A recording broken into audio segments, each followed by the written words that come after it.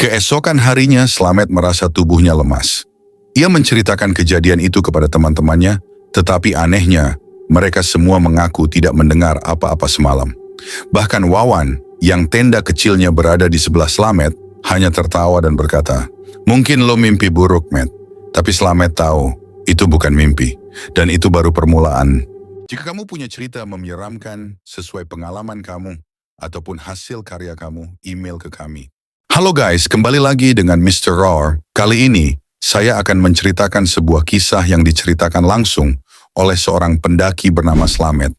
Pengalamannya begitu aneh dan menyeramkan, sampai sulit dipercaya bahwa ini benar-benar terjadi. Slamet adalah seorang pendaki yang sudah sering menjelajahi gunung-gunung di Indonesia. Suatu hari ia memutuskan untuk mendaki Gunung Sembara, sebuah gunung yang terkenal karena jalur pendakiannya yang panjang dan penuh misteri. Konon katanya, banyak pendaki yang pernah hilang di sana, dan hanya sebagian yang berhasil ditemukan. Hari itu Slamet memulai pendakian bersama 4 temannya. Mereka memulai perjalanan dari base camp pagi-pagi sekali. Awalnya, semuanya berjalan lancar. Cuaca cerah, burung-burung berkicau, dan suara gemericik air sungai menemani langkah mereka. Tapi Slamet merasa ada sesuatu yang janggal sejak mereka memasuki pos ketiga. Di pos ketiga, Slamet melihat seorang perempuan berpakaian serba putih sedang duduk di sebuah batu besar. Wajahnya tertunduk, rambut panjangnya menutupi hampir seluruh wajah. Slamet mengira itu hanya pendaki lain. Meskipun aneh, perempuan itu tidak membawa tas atau perlengkapan apapun. Dia sempat ingin menyapa, tetapi salah satu temannya, Wawan, menarik tangannya dan berbisik, "Jangan lihat, lanjut jalan aja." Merasa bingung, Slamet mengikuti saran Wawan. Namun perasaan aneh mulai merayapi dirinya. Di setiap langkah yang ia ambil, Slamet merasa seperti sedang diawasi. Malam itu, mereka mendirikan tenda di pos 4. Setelah makan malam, Slamet memutuskan untuk tidur lebih awal, tetapi suasana hutan terasa terlalu sunyi. Tidak ada suara jangkrik atau hewan malam, hanya angin dingin yang terasa menusuk tulang. Tengah malam, Slamet terbangun karena mendengar suara langkah kaki di luar tenda. Awalnya, ia mengira itu temannya yang keluar untuk buang air kecil. Tetapi ketika ia membuka sedikit resleting tenda, ia tidak melihat siapapun, hanya kegelapan pekat. Namun suara langkah itu semakin mendekat. Slamet menahan napas. Dia tidak berani keluar. Lalu tiba-tiba suara langkah itu berhenti tepat di depan tendanya. Dari celah kecil ia melihat bayangan kaki seseorang atau sesuatu. Fisiknya tidak seperti manusia biasa. Kaki itu terlalu panjang, terlalu kurus, dan kulitnya berwarna keabu-abuan seperti kayu yang lapuk. Slamet ingin berteriak, tetapi suaranya seperti tertahan di tenggorokan. Ketika ia mencoba memejamkan mata, ia mendengar suara berbisik, suara perempuan. Pelan, tapi memanggil namanya. "Slamet, Slamet, pulanglah." Keesokan harinya, Slamet merasa tubuhnya lemas. Ia menceritakan kejadian itu kepada teman-temannya. Tetapi anehnya, mereka semua mengaku tidak mendengar apa-apa semalam. Bahkan Wawan, yang tenda kecilnya berada di sebelah Slamet, hanya tertawa dan berkata, "Mungkin lo mimpi buruk, Matt." Tapi Slamet tahu, itu bukan mimpi, dan itu baru permulaan. Kisah Slamet semakin menyeramkan. Setelah pos 5, ia mulai tersesat, tidak tahu arah, dan menemukan dirinya di tempat yang seharusnya tidak ada di jalur pendakian. Hingga akhirnya, 3 hari kemudian, Slamet ditemukan di tempat yang tidak mungkin ia capai sendirian. Di sebuah hutan kota di tengah-tengah kota Jaya, ratusan kilometer dari Gunung Sembara. Tapi apa yang sebenarnya terjadi selama 3 hari itu? Apa yang Slamet temui di sana? Jika kamu suka video ini, jangan lupa like dan subscribe. Disinilah segalanya mulai menjadi lebih aneh, teman-teman. Setelah kejadian di malam itu, Slamet berusaha melupakan rasa takutnya. Ia menganggap mungkin dirinya terlalu lelah dan hanya berhalusinasi. Pagi itu, kelompok pendakian mereka melanjutkan perjalanan menuju pos 5. Jalur semakin menanjak dan kabut tebal mulai turun, menutupi pandangan mereka.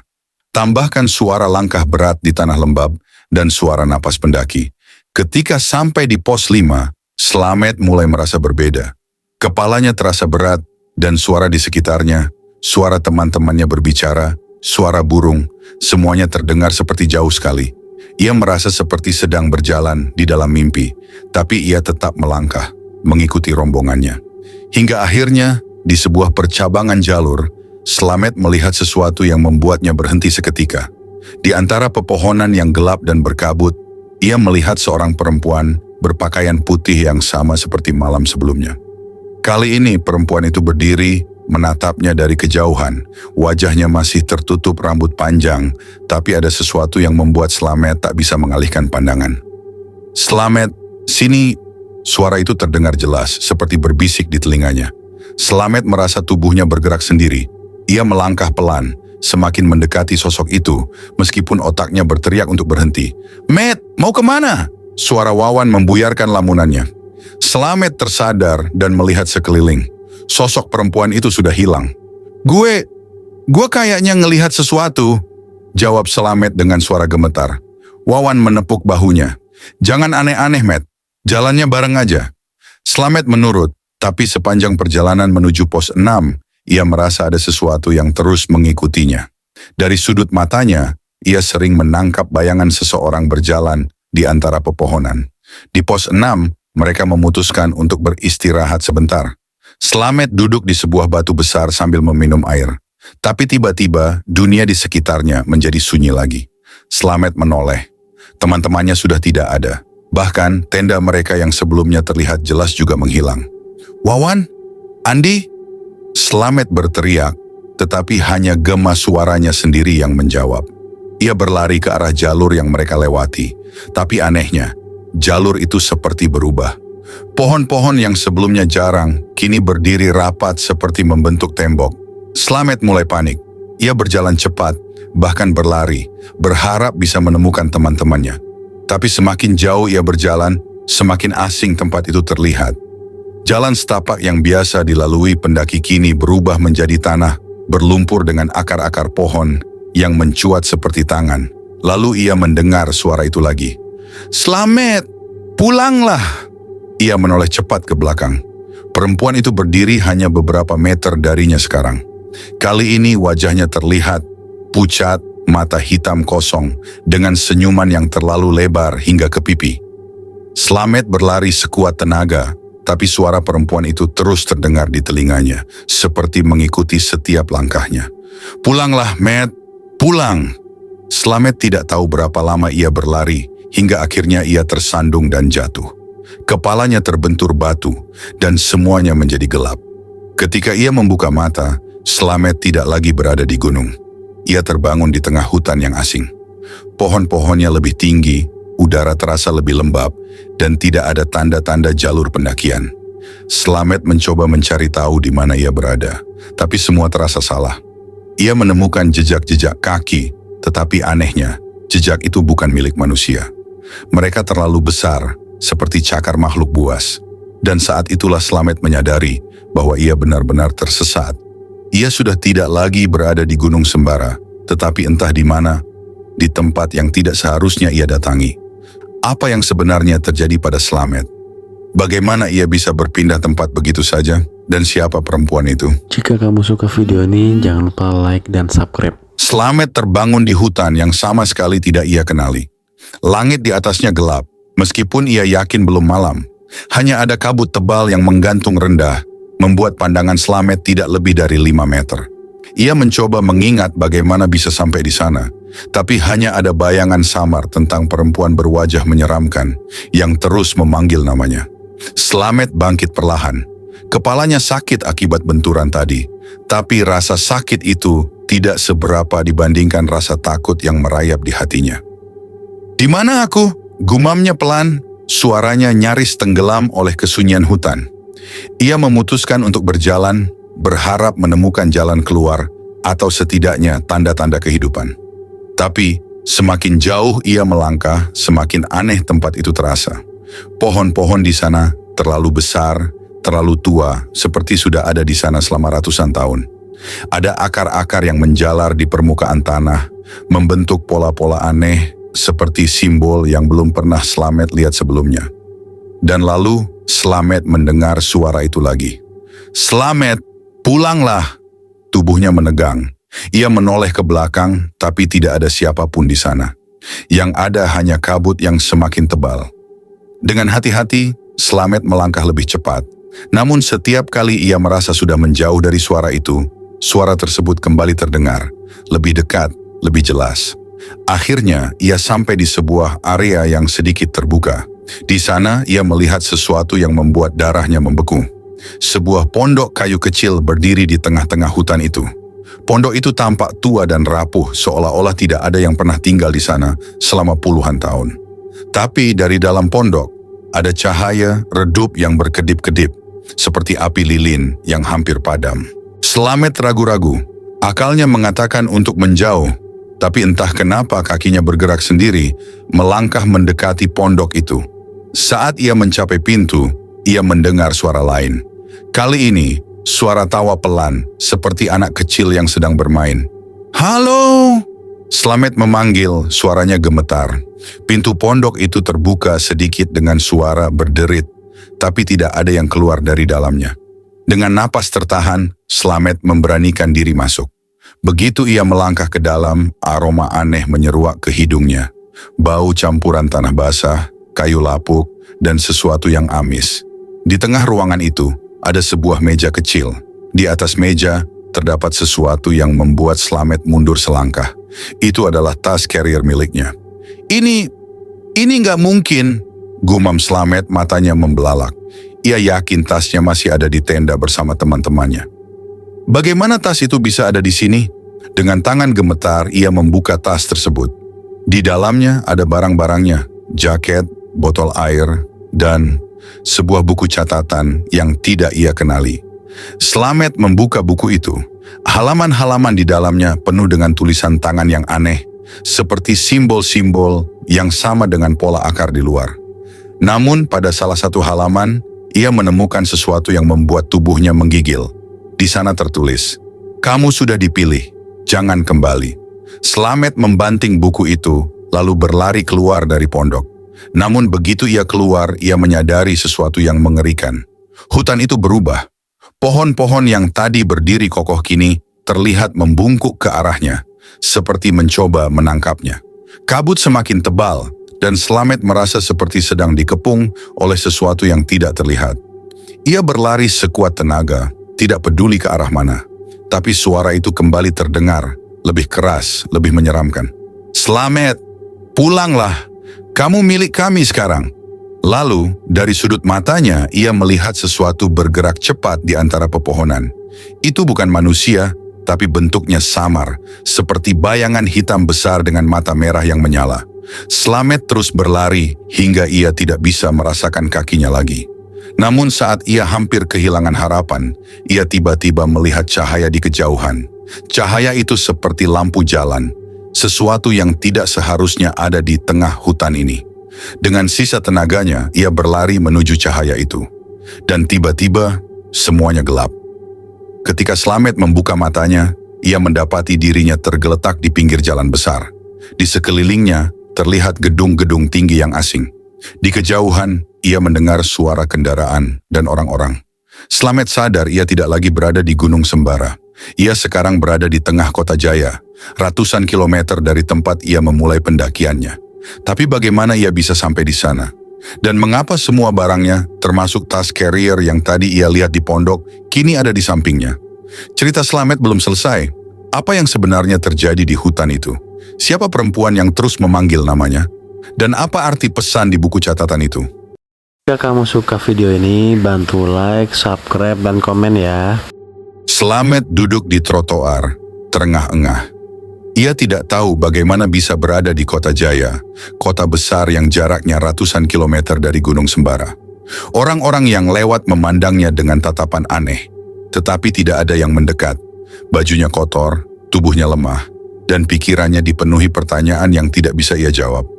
Tas carrier miliknya ada di samping, lengkap dengan barang-barang yang ia lihat di pondok tadi. Di dalamnya buku catatan aneh itu masih ada. Slamet enggan menyentuhnya lagi, tetapi ia tahu bahwa buku itu mungkin menyimpan jawaban. Ia membuka halaman lain. Ada tulisan yang sepertinya baru muncul di sana, seperti ditulis oleh seseorang atau sesuatu. Tulisan itu berbunyi, Kamu sudah kembali, tapi mereka akan mencarimu. Slamet merasakan bulu kuduknya berdiri. Ia menutup buku itu dengan cepat, memasukkannya ke dalam tas, dan memutuskan untuk pergi dari tempat itu. Namun baru beberapa langkah, ia merasa seseorang mengawasinya. Slamet menoleh. Di seberang jalan, di tengah keramaian kota, ia melihat perempuan berpakaian putih yang sama. Sosok yang telah menghantui perjalanan pendakiannya. Kali ini wajahnya lebih jelas, kulit pucat, mata hitam pekat, dan senyuman yang menyeramkan. Ia tidak tahu apakah itu nyata atau hanya halusinasinya. Tapi saat perempuan itu mulai berjalan mendekat, Slamet tahu ia tidak bisa tinggal di sana lebih lama. Ia mulai berlari, menyusuri jalan-jalan kota. Tapi seberapa jauh pun ia berlari, ia merasa seperti tidak pernah menjauh. Perempuan itu selalu ada di sudut matanya, berdiri diam, menatapnya dengan senyum lebar. Akhirnya, Slamet menemukan sebuah masjid tua di pinggir jalan. Dengan putus asa, ia masuk ke dalam, berharap tempat itu bisa melindunginya. Di dalam, seorang penjaga masjid tua mendekatinya. "Mas, kamu kenapa? Kelihatan ketakutan sekali," tanya penjaga itu dengan nada prihatin. Slamet mencoba menjelaskan apa yang terjadi, tetapi suaranya tercekat. Ia hanya bisa menunjukkan buku catatan itu. Penjaga masjid melihat buku tersebut dan wajahnya langsung berubah serius. "Kamu dari Gunung Sembara ya?" tanyanya. Slamet mengangguk pelan. Penjaga itu menghela napas panjang. Gunung itu memang bukan tempat biasa. Banyak yang hilang di sana dan tidak semuanya kembali dengan selamat. Tapi yang kembali seperti kamu biasanya membawa sesuatu dari sana. "Maksud Bapak apa?" Slamet bertanya, bingung. "Buku itu bukan milikmu kan? Itu adalah milik mereka, penghuni gunung itu, dan kamu sudah membawanya ke sini. Selama buku itu ada bersamamu, mereka akan terus mencarimu." Slamet merasa tubuhnya lemas. "Jadi, apa yang harus saya lakukan, Pak?" Penjaga masjid itu menatapnya tajam. "Kamu harus mengembalikannya, tapi tidak bisa sendirian, mereka sudah terlalu dekat." Tiba-tiba pintu masjid terbuka dengan sendirinya. Angin dingin masuk, membawa serta aroma hutan yang lembab dan amis. Slamet tahu siapa yang datang. "Cepat ke ruangan belakang," seru penjaga masjid. Slamet mengikuti arahannya dan masuk ke sebuah ruangan kecil di belakang masjid. Penjaga itu menyuruhnya duduk, lalu mulai membaca doa-doa dengan lantang. Suara doa itu terasa seperti melindungi, tetapi juga membuat udara di sekitar mereka semakin berat. Di tengah doa itu, suara perempuan kembali terdengar. Kali ini lebih jelas dan penuh amarah. "Slamet, kamu milikku. Kembalikan apa yang bukan milikmu." Penjaga masjid semakin mempercepat doanya. Namun suara perempuan itu tidak berhenti. Tiba-tiba, buku catatan di tas Slamet melayang sendiri ke udara. Buku itu terbuka, halaman-halamannya berputar dengan kecepatan luar biasa, mengeluarkan suara seperti teriakan kesakitan. Penjaga masjid berteriak, "Buku itu harus dibakar, itu satu-satunya cara." Dengan tangan gemetar, Slamet mengambil buku itu dan membawanya ke arah lilin yang menyala di sudut ruangan. Namun, saat ia mendekatkan buku itu ke api, sosok perempuan putih itu muncul di hadapannya, lebih jelas dan menyeramkan daripada sebelumnya. "Membakarnya tidak akan membuatmu bebas, Slamet," katanya dengan suara bergetar. "Kamu sudah memilih, kamu adalah bagian dari kami sekarang." Dengan teriakan putus asa, Slamet melempar buku itu ke atas api. Api segera membesar, membakar buku itu hingga hanya tersisa abu. Suara jeritan sosok perempuan itu perlahan memudar, bersamaan dengan lenyapnya aroma hutan dan angin dingin.